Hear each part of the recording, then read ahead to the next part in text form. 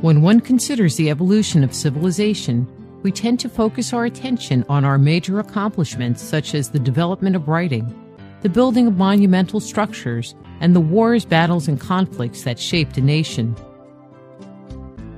The meteoric rise of nation-states around 6,000 years ago still confounds historians.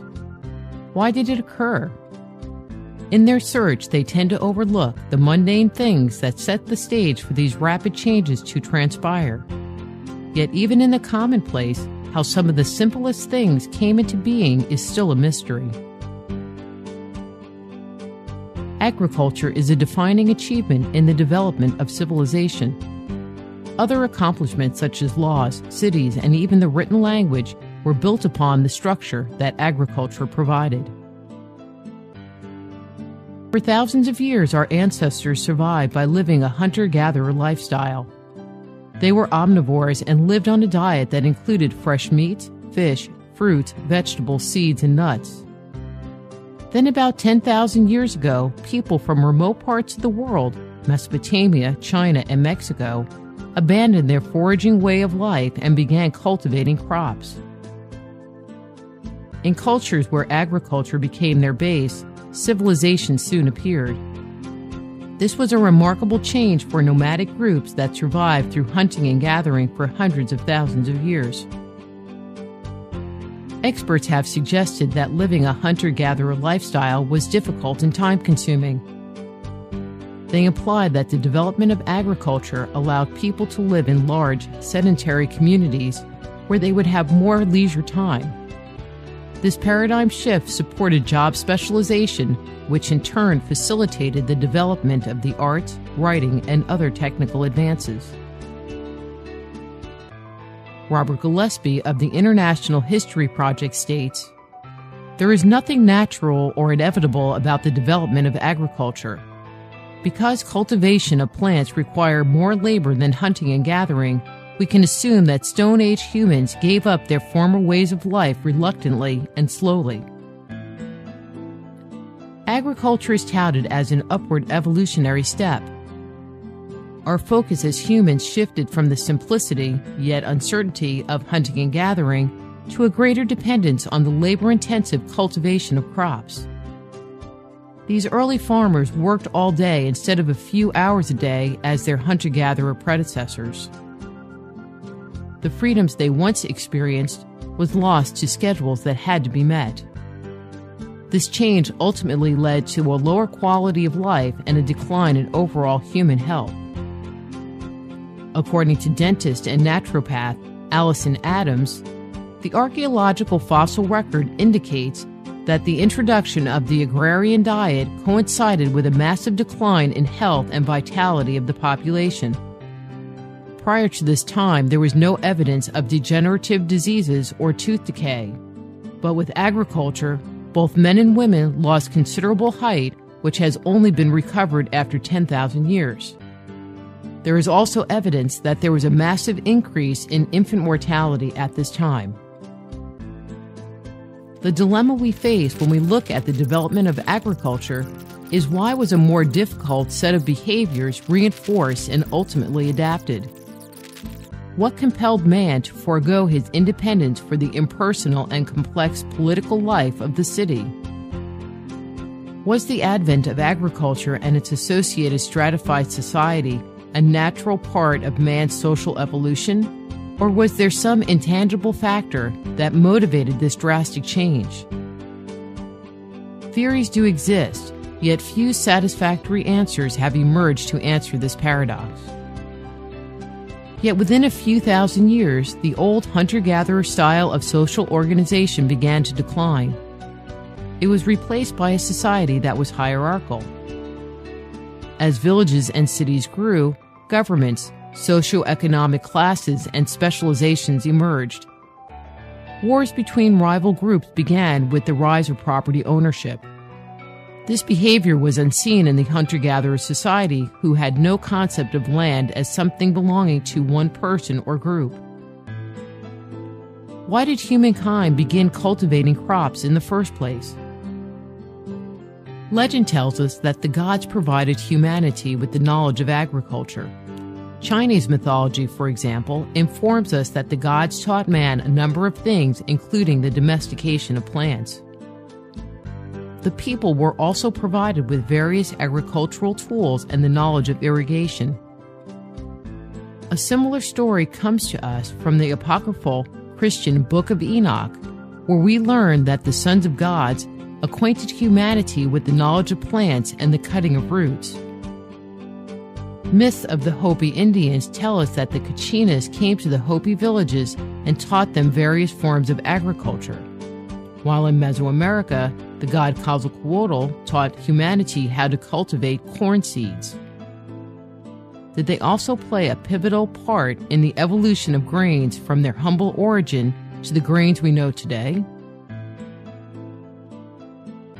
Grain consumption, including wheat, rice, corn, and barley, makes up a large portion of the human diet.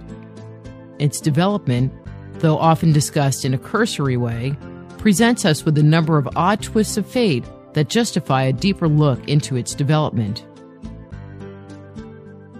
It was about 35 to 40,000 years ago, with the advent of the creative explosion, that humanity began to exploit plant roots high in carbohydrates, such as cattails and ferns, to make bread.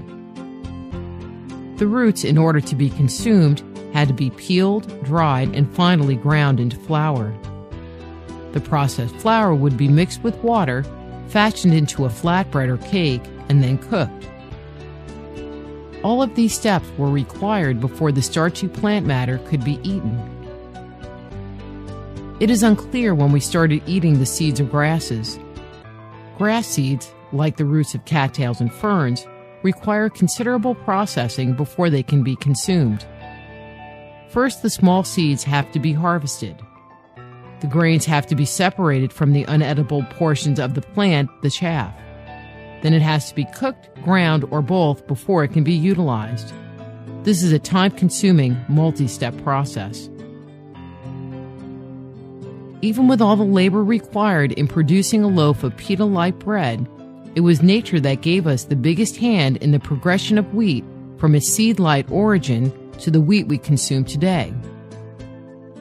The development of modern wheat has not relied solely on a series of genetic mutations. The major factor in its transformation was hybridization. Traditionally, if two species are genetically similar, crossbreeding can occur. It is common in nature to have species mix. Breeding across different species, however, produces sterile offspring. Hybrids can be found in the animal kingdom. Mules, zonkies, yaddle, and ligers are all examples of infertile hybrids. The same genetic rule applies to the plant kingdom. A red delicious apple can be crossed with a Macintosh, for instance, but it cannot be mixed with something like a cherry or a grape. But that's not what happened 30,000 years ago. According to scientists, about the same time we started baking flatbreads, a very strange genetic event occurred in the plant kingdom. Wild Einkorn Wheat crossbred with a species of goat grass to produce what is known as Emmer Wheat. Genetically, Einkorn Wheat and goat grass each have 14 chromosomes.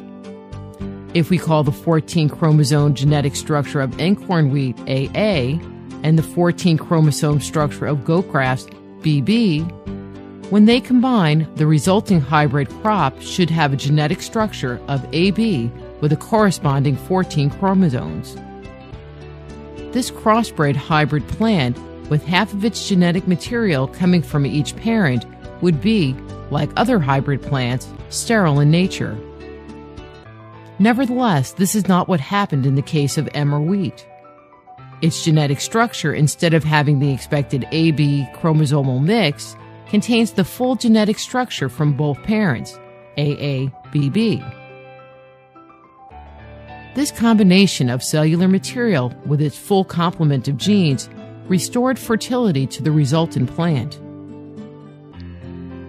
Surprisingly, only one 28-chromosome species of wheat can be found in nature, wild Emmer wheat. Grains of wild Emmer wheat have been discovered and date back to 17,000 BC. the domestication of wheat, both Einkorn and Emmer, around 10,000 years ago, according to researchers, allowed our ancestors to move from a hunter-gatherer lifestyle to a more pastoral and agrarian one. Whether it was part of an ongoing genetic miracle or selectively bred into the plants, as is claimed, a number of critical modifications occurred once wheat was domesticated. One of the hallmarks of domestication is a non-shattering rachis. The rachis is what holds the ripened seed on the stem. When they shatter, the seeds disperse, propelling them mechanically into the ground. This supports self-cultivation. A non-shattering rachis, on the other hand, prevents seed dispersal. This allows for easier grain collection and an increased harvest.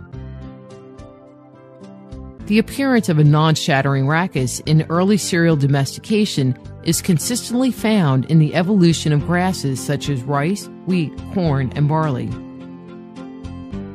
During this early period of wheat domestication, a second miraculous genetic anomaly occurred. Modern wheat bread is a hexaploid organism, meaning it has 6 full sets of chromosomes. Sometime around 10,000 years ago, the newly developed Emmer Wheat, AABB, crossed with an unrelated form of wild goat grass to produce a new grain whose genetic structure contained 42 chromosomes, AA, BB, DD. This newly emerging species is what is known as wheat bread today. Interestingly, no wild forms of hexaploid wheat exist on the Earth. Taken as a whole, the evolution and development of wheat, including emmer and bread wheat, seem to be anything but natural. Its evolution seems more like a work of fiction or something that comes to us directly from a genetically modified organism lab. Scientists at the lab of the International Maize and Wheat Improvement Center have been attempting to reproduce what is believed to have been a natural occurrence. We've been reenacting in the lab what took place in nature 9,000 years ago, stated researcher Richard Trethowan. Trethowan has been crossing wild goat grass with a modern version of emmer wheat to produce a new form of wheat bread. This process performed in the lab is anything but natural. Chemicals are used to induce hybridization and the chromosome doubling in these two species. The mystery does not end there. Wheat is a finicky grain to grow. The soil and climatic requirements are more exacting when compared to other cereals. Why did our ancestors spend so much time developing a grain that is cumbersome to grow and whose yields tend to be low? Additionally, for the successful dissemination and propagation of these hybrids, historians expect us to believe that one single solitary, isolated, genetically anomalous hybrid plant started a revolution. Could the seeds of a lone plant produce enough fertile offspring to become a dominant species in a given area? In the case of modern bread wheat, it is argued that our forefathers detected the subtle improvement to the grain, saved these seeds, and used them to cultivate a new generation of crops. While it is possible, is it plausible?